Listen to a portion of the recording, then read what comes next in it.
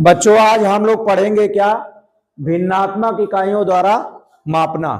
भिन्नात्मक इकाइयों द्वारा मापना क्या होता है उसको हम लोग पहले समझेंगे। देखो एक यह पट्टी है, मान लो ये 1 मीटर की पट्टी है। मान लो ये 1 मीटर की क्या है? पट्टी है। ये पहली वाली पट्टी दिख रही है ना आप लोगों को? 1 मीटर की पट्टी है। अब इस पट्टी को क्या करेंगे? बीच में से, एकदम बीच में से मोड़ेंगे। क्या करेंगे?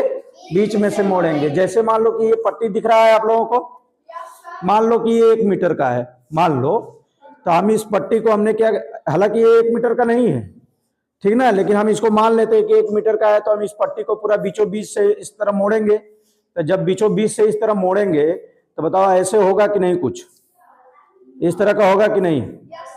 इसी तरह हमने इस पट्टी को जब मोड़ा है तो देखो बीच में ये क्या हो गया है? आधा इधर हो गया, आधा इधर।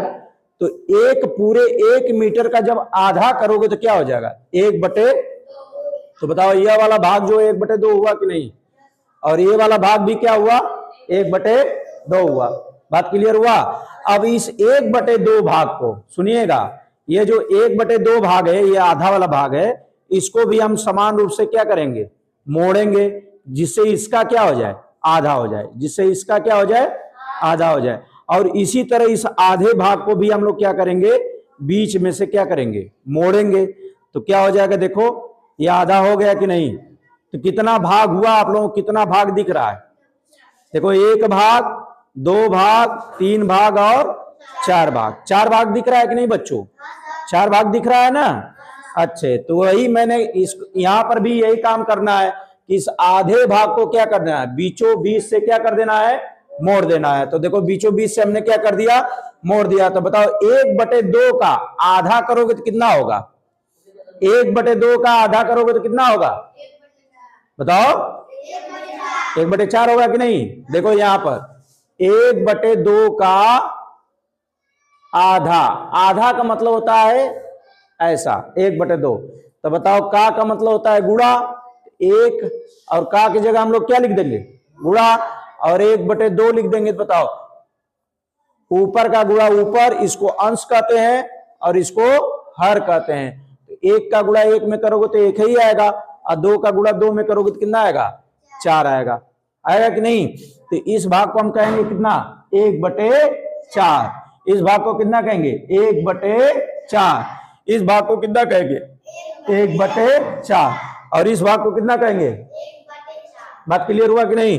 क्योंकि ये भी क्या है? 1/2 का आधा ही है। अब बेटा इनको हम लोग कहते हैं क्या? भिन्नात्मक इकाई। क्या कहते हैं? यह भी एक भिन्नात्मक इकाई है। 1/2 भी एक तरह का भिन्नात्मक इकाई है। 1/2 भी भिन्नात्मक इकाई है। और 1/4 भी क्या है? भिन्नात्मक इकाई है। या इसी को कहते हैं इकाई भिन्न। जब किसी पूरे 1 मीटर चीज को, या 1 मीटर कोई चीज होता है और उसको क्या करते हैं?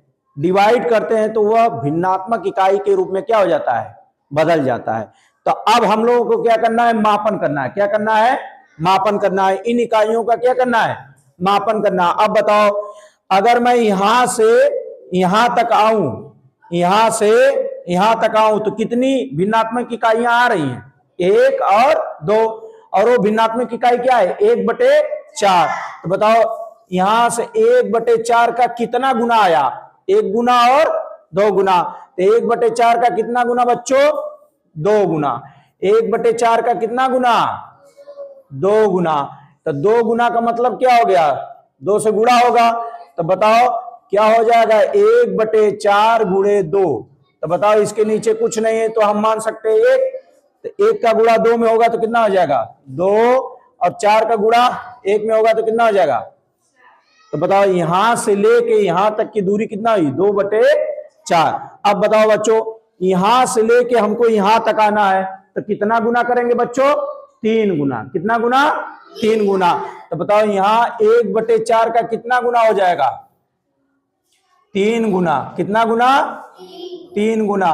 तो बताओ 1/4 का 3 गुना होगा, तो बताओ 1/4 गुणे कितना हो जाएगा? 3। तो बराबर कितना होगा?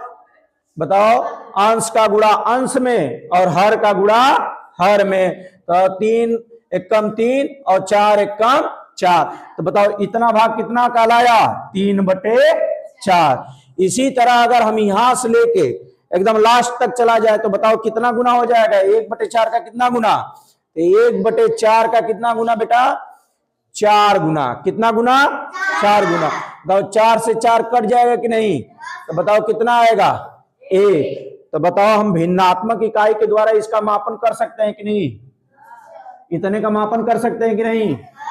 कैसे कर सकते हैं? गुना करके। क्या करके?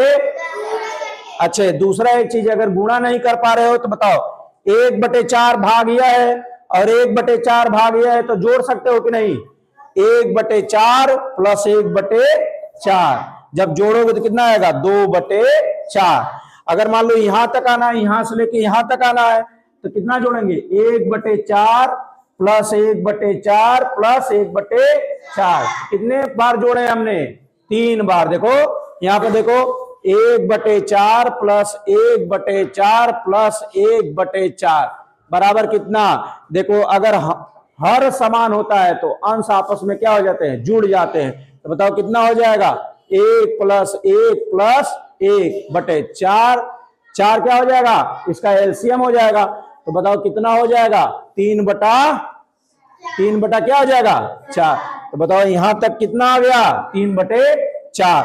इसी तरह यहां से यहां तक आना है तो हम जोड़ सकते हैं 1/4 प्लस 1/4 प्लस 1/4 प्लस 1/4। 4 बार जोड़ देंगे और कितना आ जाएगा? जब सॉल्व करेंगे तो कितना आ जाएगा? 1 आ जाएगा। समझ में आया बच्चों? तो हमने क्या सीखा आज?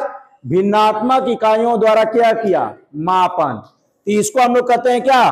भिन्नात्मक इकाई। क्लियर हो गया बच्चों? आप लोगों को होमवर्क दिया जा रहा है और इस क्वेश्चन को करके आना। देखो ये पूरी पट्टी है और पूरी पट्टी को कितने भागों में बांटा गया है? 8 भागों में। कितने भागों में? 8 भागों में बांटा गया है ना। एक भाग के सामने मैंने एरो बनाया और डब्बा बनाया है।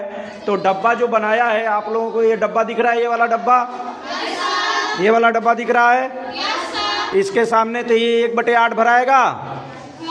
1/8 भराएगा कि नहीं बच्चों? तो बताओ ये कितना डब्बा लिया है? यहाँ से लेके कितना डब्बा है? तो बताओ 1/8 का कितना गुना करोगे? 2 गुना करोगे। जो आएगा इसमें भरोगे। अच्छा, इसी तरह नीचे देखो एरो बनाया हूं। तो देखो 3 डब्बा का एरो बनाया हूं। 3 डब्बा को ले लिया हूं। तो एक डब्बा कितने गुना? एक डब्बा का कितना है? एक डब्बा कितना भाग है? 1/8। तो 3 डब्बा कितना भाग होगा?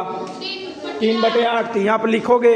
इसी तरह पूरे पट्टी का मापन करोगे। पूरे पट्टी का मापन करोगे। तो ये आप लोगों के लिए क्या है? होमवर्क। बात समझ में आया बच्चों?